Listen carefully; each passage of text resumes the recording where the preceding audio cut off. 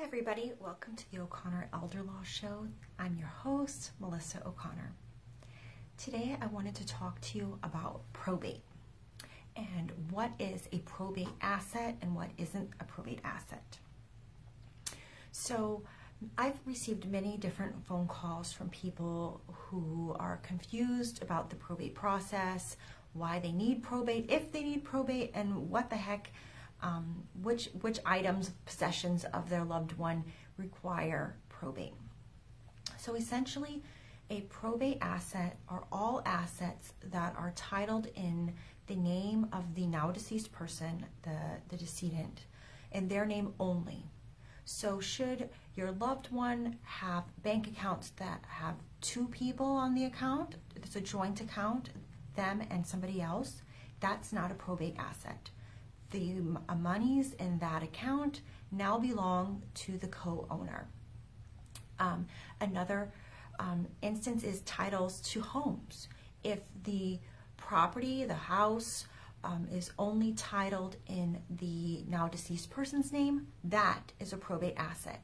However, if there was a co-owner, then like joint tenants with right of survivalship, that joint tenants, they have that right of survivalship, which means that that piece of property now passes to them upon death.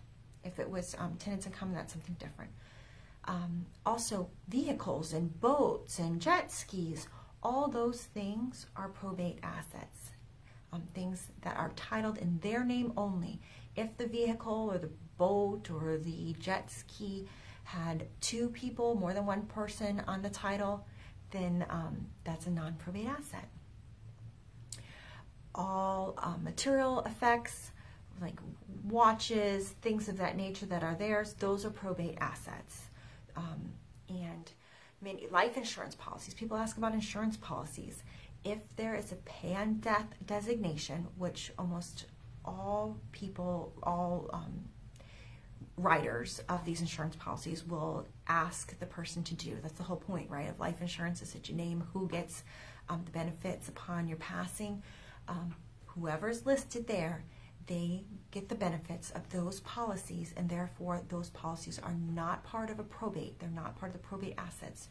It's only assets that have not been designated with or not co-owned, not designated where they go after death, or they're not co-owned. Those are probate assets. So now that you know what's a probate asset, you might be wondering after probate, like during the probate process, how long does it take? It could take a long time, number one. It doesn't have to, but it could. Depends on which jurisdiction you're in and the court docket, and whether you go it alone or if you use a seasoned attorney that knows the process and can move you through the hoops quickly to be able to wind down your loved one's affairs. The other question that people generally ask is who gets these assets? And the answer depends. If the person had a will, they will go pursuant to the terms of the will. If not, then they don't have a will, then they go pursuant to law. And it really depends as to who you are in relation to the loved one, whether or not those assets will go to you. If those specific type questions are great for you to call an attorney in your jurisdiction, so that way you're really clear as to how your state operates. But generally speaking, if there's a will in place, the will dictates where these probate assets go. All the non-probate assets go pursuant to law to the pay on death designation, to whoever your loved one had designated was supposed to go upon death, or to the co-owner.